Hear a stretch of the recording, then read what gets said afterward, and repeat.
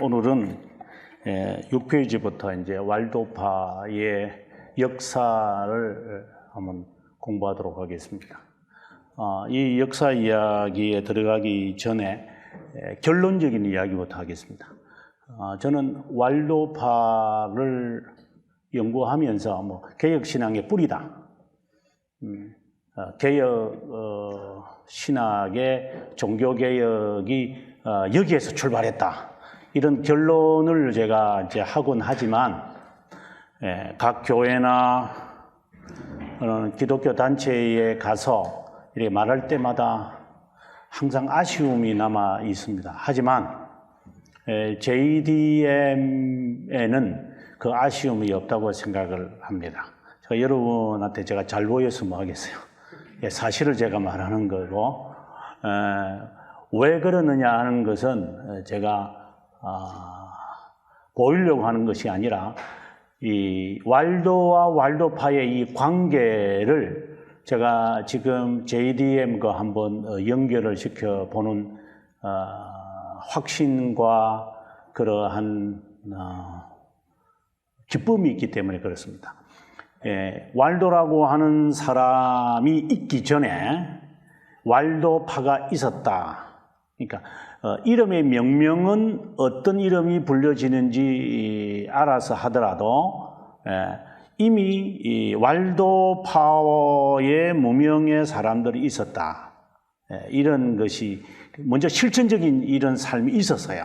그러다가 왈도라고 하는 사람이 1140년이든 1170년이든 그분의 출처가 그렇게 중요한 것은 아니지만 연도는 중요하지 않습니다. 아무튼 1140년이든 1170년이든 어떤 학자는 저는 40년이라고 보고 어떤 분들은 70년이라고 보는데 그렇게 중요한 것은 아니고요. 그분이 등장함으로 이제 이 왈도파라는 이름이 이제 네임이 이렇게 붙여진 거예요. 그러니까 왈도가 있고 왈도파가 생겨진 게 아니라 왈도파라는 분들이 계셨고 왈도가 등장을 해서 명명되어졌다 이 말이거든요. 그럼 이 말은 무슨 말이냐면 기존에 있는 우리 그 개혁 신학을 따르는 우리 각 교회들 가운데서 대부분 다는 아니지만 대부분은 왈도라고 하는 사람이 있어서 왈도파가 있은 것처럼, 그 전에는 없었던 것처럼, 그리고 두 번째 이야기는 실천적인 개혁의 삶을 살기 때문에 내 신앙의 정체성은 개혁 신앙에서 찾는구나. 이렇게 해서 개혁 신앙을 하는 것이 아니에요. 일반 교회들은. 내가 장로교인이 예를 들어서 장로교인이다. 내가 뭐든지 내가 감리교에 있든지 내가 순복음에 있든지 그건 상관없이 무엇인가에 내 신앙이 이것은 바른 신앙이 아닌 것 같아요. 그러면 도대체 바른 신앙은 뭐야? 내가 지금 이 교파에 속해 있으니까 내가 이 신앙인처럼 보이는데 나는 꼭 그 미운 오리 새끼 같아. 안 어울려져. 내가 너무 보수적인가? 이런 자신의 정체성을 찾지 못하다가 개혁신앙을 접하고 나면 여기에 내 정체성이 있었구나. 나는 본래 오리였구나. 근데 나도 모르는 사이에 이 닭들하고 같이 있었구나. 아니면 내가 닭이었는데 오리들하고 같이 살아서 나는 이 물에 수영을 할 줄 본래 없는 나였구나. 저는 JDM을 그렇게 보고 싶은 거예요. 실천적인 삶을 먼저 개혁신앙적인 삶을 살고 있는데 이것을 전체로 통합해서 이것을 수렴을 해가지고 이제 방향을 이미 여러분 하셨지만 저를 통해서 하는 게 아니라 이미 여러분 하셨기 때문에 하는 말인데, 이것은 이쪽으로 해서의 이 JDM의 방향을 잡아야 한다. 왜? 정확하게 이것이 무엇이다라는 것은 균형이 됐든 안 됐든지 간에 이것이 바른 길이다 라는 실천이 먼저 있었고 그 다음에 정체성을 이제 찾아가는 것이 저는 귀하다고 저는 개인적으로 봅니다. 뭐 시차를 따져야만 하느냐 하는 것이 있는데 저는 일반 교회에서는 시차를 따져야 된다고 저는 봅니다. 제가 개혁교회를 해보면서 느끼는 건데 예를 들어서 처음에 할 때는 제가 방송국에 나오다 보니까 방송 이름 목사님이 있어 좋겠다 해 왔다가 화달짝하고 떠나는 사람. 그러니까 그냥 온 거예요. 그냥. 근데 이 개혁신앙이라는 게 참 힘들구나 해서 이제 꼬리 감추고 뒷걸음질 치고 슬슬 이제 빠져나가는 이런 사람들. 그러니까 어디에 있든지 간에 내 정체성은 아직까지 찾지 못하고 있어. 이제 내가 찾아서 바로 이것이다. 이렇게 되어지는 순서가 있는 분들이 그렇게는 많지는 않아요. 지금 우리가 왈도를 볼 때 그렇게 보셔라 이 말입니다. 왈도파라고 하는 사람들이 먼저 있었고 거기에 왈도라고 하는 사람이 등장을 해서 짧은 기간 동안에 왈도라고 하는 이름이 명명되는 역할을 한 사람이 피에로 왈도다 이렇게 생각이 되어져야 왈도파를 접근해 갈 때 올바른 관점이다 라고 말하는 것을 결론적으로 먼저 말씀을 드리고 이제 시작을 하겠습니다. 6페이지 보시면 왈도파의 창시자를 흔히 프랑스에는 왈도라고 합니다. 어떤 책에서는 1170년이라고도 하고 어떤 책은 1140년에서 저는 1140년이라고 저는 규정을 했습니다. 어제도 잠깐 우리가 보았다시피 뒤에 그들의 그 고백서를 보시면 뒤에 한번 볼까요? 뒤에 고백서 부록에 A, B가 있는데 A를 제가 여러분들에게 신앙 고백서를 제가 드렸습니다. 26페이지입니다. 보면 왈도파의 신앙 고백서가 1120년입니다. 1170년에 왈도가 태어났던 1140년에 태어났던 어쨌든 신앙 고백서보다는 늦게 태어난 사람입니다. 그렇다면 왈도파라고 하는 사람들이 먼저 있었고 그 다음에 왈도가 수십 년 뒤에 태어났다는 것이 이거는 객관적인 증거입니다. 그래서 왈도의 정신이 왈도파다 이렇게 말하면 안 된다라는 말을 하고 싶은 것입니다. 자, 그러면 다시 돌아와서 우리 여기까지 가려면 시간이 많이 걸려야 되니까 6페이지 보게 되어지면은 둘째 줄에 왈도의 활동과 역량에 대한 역사는 늘 그늘 속에 가려 있었는데 그 이유는 당대의 역사적 기록들이 그의 운동에 관해 관심을 가졌지 않았기 때문이다. 그 이유는 뭐냐면 이단으로 취급받았기 때문에. 네. 로만 가톨릭에서는 이들이 이단입니다. 특별히 4차 십자군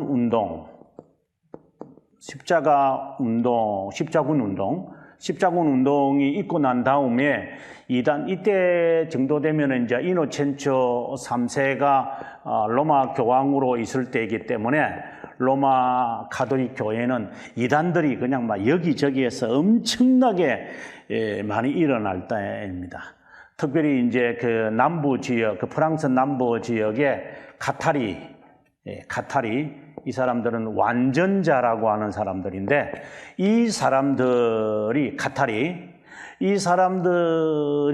이 프랑스 남부 지역 이 지역에 이 사람들이 주둔하고 있었는데 그 지역에 왈도파들도 이제 흩어져 있었어요. 이제 그러다 보니까 이노첸초 3세가 이들을 없애야 된다고 해서 4차 십자군 운동 바로 이어서 알비파 십자군 운동을 일으킵니다. 그래서 이 십자군 운동을 일으켜서 카타리를 없애겠다. 카타리들이 알비라고 하는 장소에 가장 많이 주둔하고 있었기 때문에 여기에 죽이면서 동시에 이 왈도파들을 아예 싹을 없애버리는 겁니다.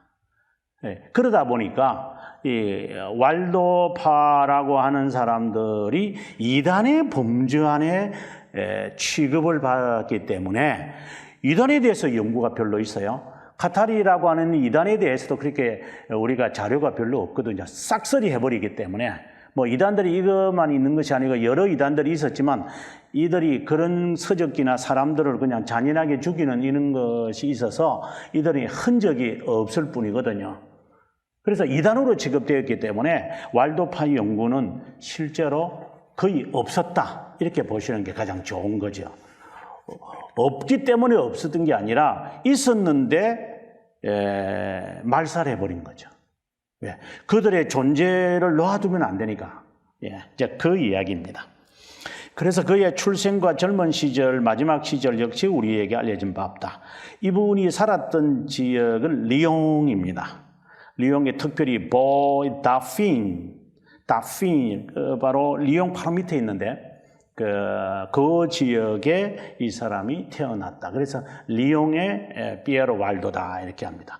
나중에 여러분들이 그 리옹에 갈 기회가 있으면 리옹은 정말 역사적인 장소라서 이 피에로 왈도만이 아니라 거기에는 그 177년경에 로마 제국 시기에 수많은 사람들이 거기에 순교를 했습니다.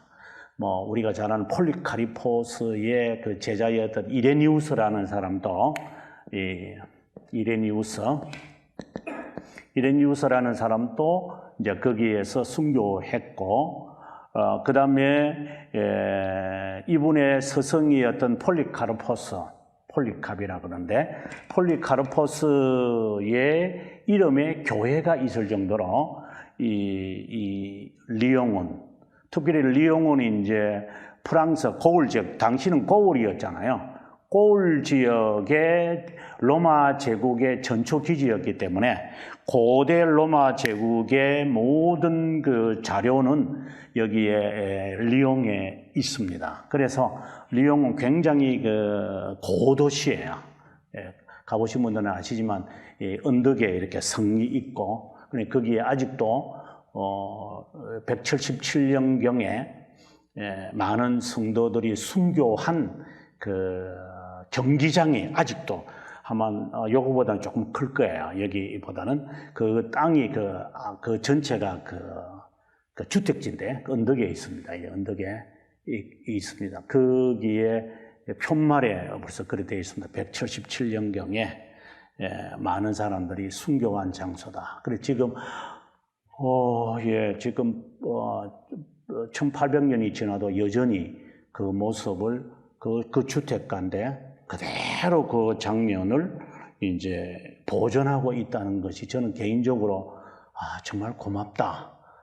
뭐 우리 같으면 싹 없애가지고 그냥 아파트 빨리 지어버려가지고 할 텐데 그들은 그대로 있고 나중에 여러분 이제 캔터베리도 뭐 여러 장소를 제가 뭐 순교 이야기하려면 많겠지만 캔터베리에 가보게 되어지면 완전히 주택가입니다.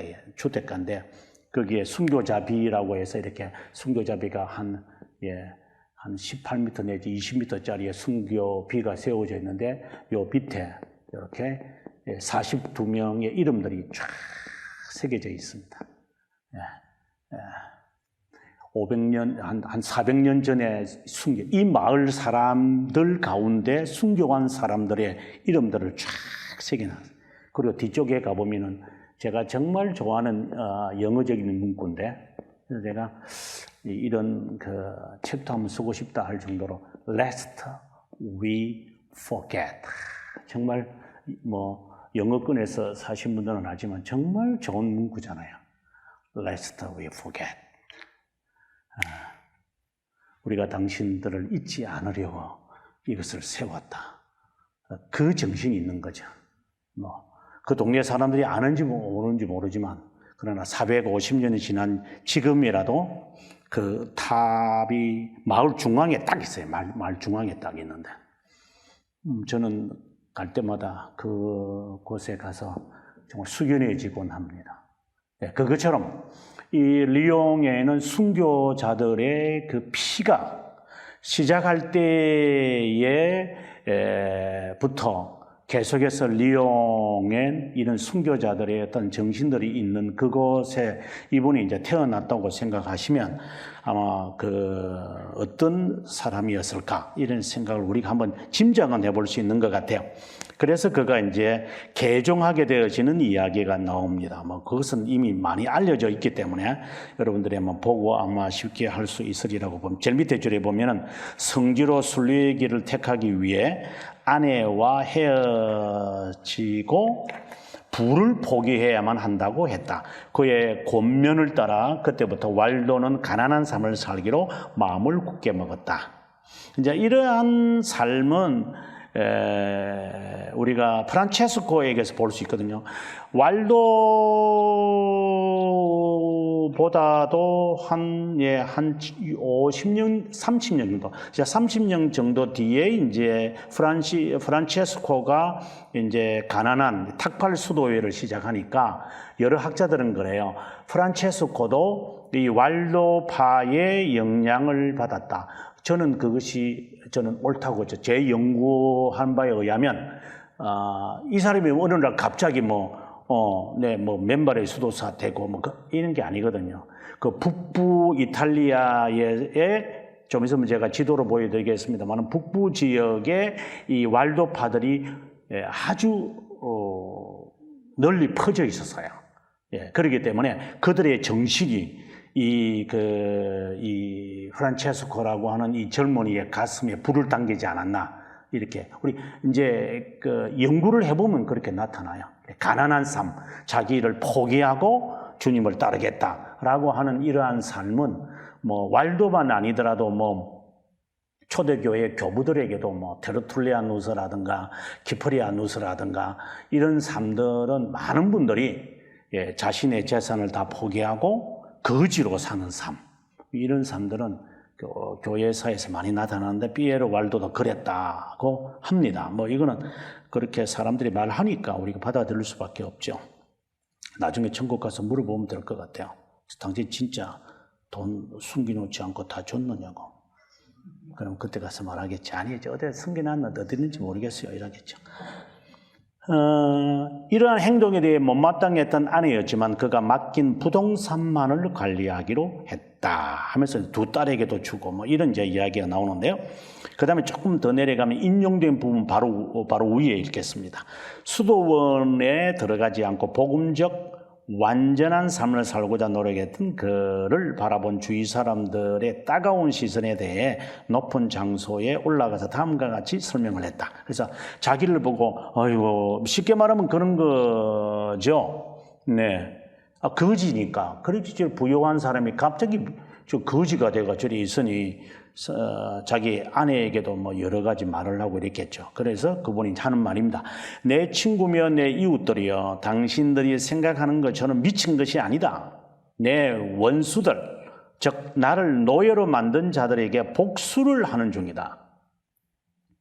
그들은 바로 나를 하나님보다 돈을 더 사모하도록 하고 창조주보다 창조물을 더 두려워하게 한 장본인들이라고 했다.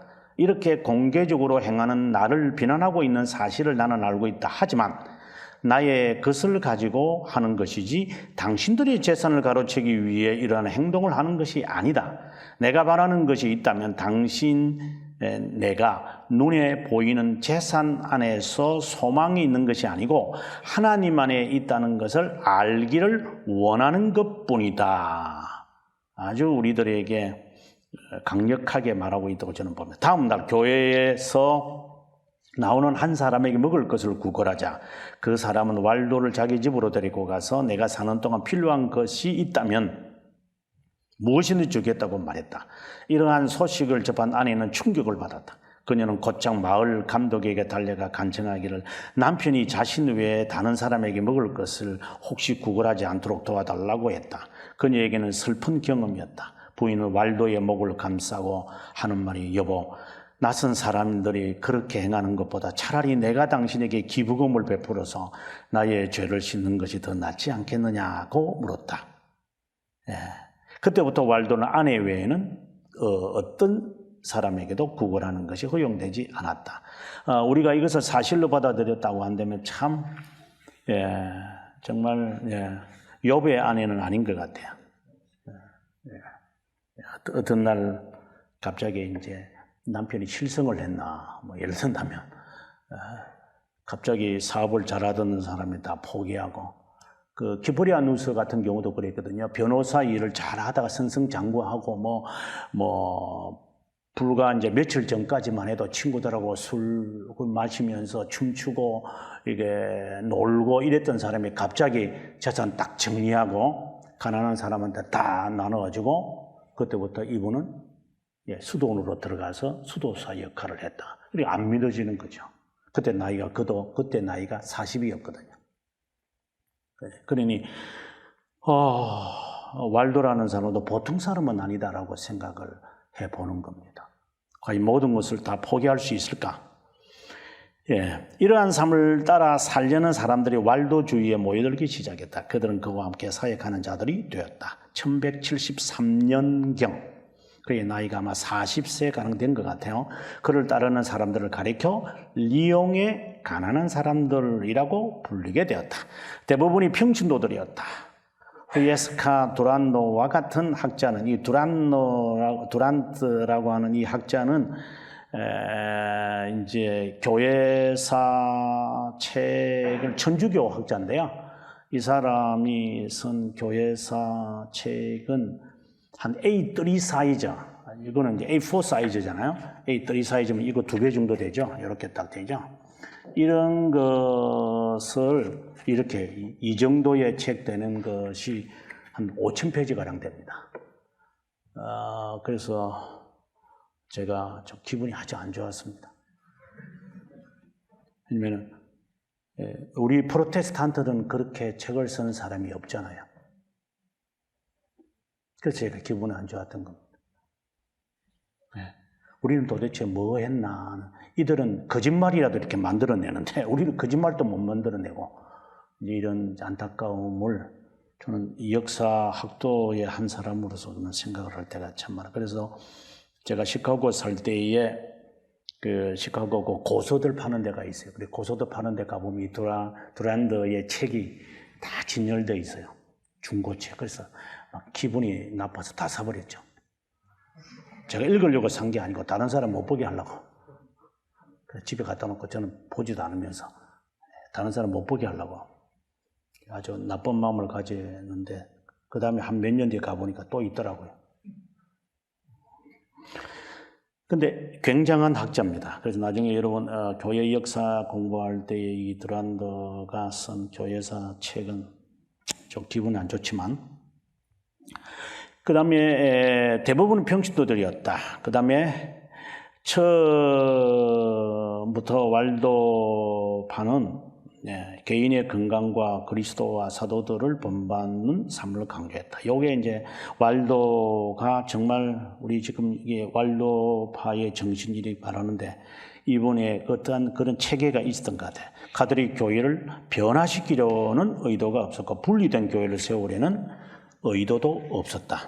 분리하려고 한 것은 아니다. 오직 하고 싶었던 것이 무엇이냐? 바로 이거죠. 복음 선포였습니다. 감독들에게 말씀을 전하지 말라는 명령에 굴복한다는 것은 복음 전파를 하지 말라는 것과 같았기 때문에 성직자들의 비판을 경시했다. 이것은 우리가 존 번연도 마찬가지잖아요. 설교점 하루 다니지 말라고. 그래서 감옥에 쳐넣어서 12년 동안 감옥에 쳐넣어버리는 거죠. 말하지 마. 복음 선포에 관한 이 열정들이 너무 강했다라고 하는 점은 왈도만이 아니라 그 이후에 많은 사람들, 어제도 잠깐 말했지만 그 롤라드라고 하는 사람들이 있어요. 롤라드. 이 롤라드라고 하는 이 사람들은 롤라드 이렇게 되는데, 롤라드라고 하는 이 사람들은요, 그 위클리프의 이제 보통 후계자라고 보통 이렇게 말하거든요. 이 위클리프의 후계자들인데, 이분이 라틴어에서 성경을 번역했지 않습니까? 이 성경을 쪽복음을 들고 이제 영국 전역에 전도하러 다닙니다. 그래서 종교개혁이 일어나기 전 14세기의 이야기를 좀 합니다. 이번 14세기이니까. 그때 당시에 얼마나 핍박이 심했는지, 자꾸 이게 복음 선포하러 다니니까 지금 같으면 이단들이 하는 것처럼 집집마다 막 돌아다니면서 막, 로마 카톨릭과는 다른 이야기들 막 하니까. 그래서 붙잡아가지고, 이게 뜨거운 탁구공처럼 이렇게 뜨거운, 아니면 돌도 좋아요. 시뻘겋게 이렇게 달가가지고 입 벌리는, 입 안에 확 집어넣어버려가지고. 그럼 입이 어떻게 됩니까? 입 안에 다 타버리고, 입이 이게 녹아서 그냥 이렇게 입을 벌리지도 못하죠. 그리고 자꾸 말하니까 이것들이 그냥 복음 선포하지 말라고 확 집어넣어 버리죠. 그렇게 해가지고 사람들 많이 죽이죠. 그리고 성경 작품 보고 하니까 누구 확 뽑아버리고 그냥 성경을 너희들이 왜 성경을 읽어? 확 뽑아버리고 그냥 이렇게 해서라도 롤라드는 스코틀랜드까지 가서 복음을 선포하고 그래요. 복음의 열정은요, 이 보통 사람들이 아닙니다. 그것을 우리가 10분의 1이라도 좀 본받았으면 하는 마음을. 근데 그런 것이 이제 이단들에게 있으니까 좀 오해가 되지 않을까 하는 생각이 할 정도지만, 이 복음의 열정은 이 왈도라는 한 사람만 봤을 때 대단한 분이에요. 그 다음에 더 나아가서 이분이 원어 성경 읽을 수 없었던 왈도는 사제들에게, 이게 사제가 누구였느냐면 밑에 각주 42번에 보시면 두 분이 나오죠. 그들에게 복음서와 시편과 같은 성경책들의 교부들의 책들을 라틴어에서 자국으로 번역해달라고 했다. 이게 정말 귀한 것 같아요. 성경책, 시편, 성경책, 그러니까 복음서죠. 그 다음에 교부들의 책들을 정확하게 어떤 교부들이었느냐는 우리가 알 수는 없지만, 그럼 밑에 각주 43번을 한번 잠깐 볼까요? 당시에 그 지역 언어는 프로방스였다. 후에 이제 로마논트에서 모든 신약 성경, 시편, 잠언, 아가서, 전도서를 번역했다. 프랑스어로 번역했다. 콜룸바라고 하는 사람이 쓴 책의 182페이지에서 5페이지 보면은 테플, 이건 아주 중요한 말입니다. 테플과 보헤미아 등지에서 독일어 역보는 왈도파의 선물일 수 있다고 말한다. 이건 아주 중요한 문구입니다. 어제 제가 잠깐 암시했습니다만은 쩌빙글리라든가 이제 루터가 독일어 성경을 번역할 때에 100% 원어에서 하지는 않습니다. 그 참고를 한 사람이, 그 참고한 책이 바로 왈도들의 독일어 성경입니다. 그럼 우리가 성경 번역한 사람, 대표적으로 하면 위클리프가 라틴어로 번역했고, 그 다음에 이제 성경 번역한 사람이 있다면 윌리엄 틴들이라고 그러거든요. 윌리엄 틴들이잖아요. 굉장히 유명하죠. 1536년에 화형을 당해 돌아가시는데, 그 다음에 우리가 잘 아면 시간이 한참 지나서 한 70년 지나고 난 다음에 킹 제임스 버전이잖아요. 킹 제임스 버전을 번역을 할 때에 윌리엄 틴들의 성경 번역을 참고해서 번역을 합니다. 비록 이분은 화형을 당해서 벨기에, 지금의 벨기에죠. 벨기에 바로 조금 위에 한 15km 정도 떨어진 거기에서 순교를 하셨지만, 그분의 그 타향에서 죽잖아요. 화형을 당해 죽는데, 그분의 그 성경 번역은 1611년 이 성경이 번역될 때 안에 쑥 하고 들어와 버립니다. 그래서 우리가 성경 번역을 이렇게 킹 제임스의 정신 안에는 틴들이 있기 때문에 우리가 틴들을 그렇게 중요하게 우리가 생각하는 것도 그 때문인 것처럼, 쩌빙글리의 성경 번역이라든가, 그 다음에 루터의 디 비벨이라고 하는 성경 번역이 그렇게 중요하다면, 그 사람들이 참고할 수 있도록 주어졌던 독일어 성경이 누구들이었는가? 바로 독일 지역에 활동하고 있었던 왈도파였다라고 하는 사실을 다시 한번 생각한다면 왈도파의 중요성을 우리가 기억할 수 있다고 저는 보는 거죠. 그 다음에 계속해서 읽어보도록 하겠습니다. 한 연대기 학자에 의하면 1177년 리옹에 출신 피에로 왈도의 제자들이 독일로 와서 프랑크푸르트와 뉘른베르크에서 복음을 선포하기 시작했지만 뉘른베르크 종교회의에서 그들을 체포하고 화형에 처할 것이라고 하자 그들은 보헤미아로 도주했다. 여러분 이제 이 왈도파가 확대되어지 가는 것을 조금 볼 수 있는 거죠. 그래서 이분이 이제 피에로 왈도가 리옹에서부터 출발을 해서 자신의 제자들이 점점 많아져서 독일의 프랑크푸르트까지 갔고 독일의 프랑크푸르트나 뉘른베르크는 이제 남동쪽으로 한 수백 킬로 떨어져 있죠.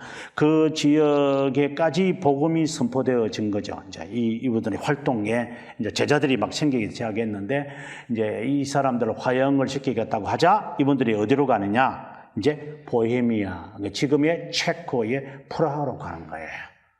그럼 얀 후스와 같은 사람들이 나중에 이제 100년, 200년 후에 정확하게 한 170년 후에 이제 얀 후스가 등장을 해서 전 종교개혁자와의 역할을 하게 될 때 얀 후스가 어느 날 갑자기 홍길동처럼 태어나가지고 자국으로 이분은 자국으로 이렇게 설교하고 자국으로 강의하고 그랬잖아요. 프라하 대학교에서.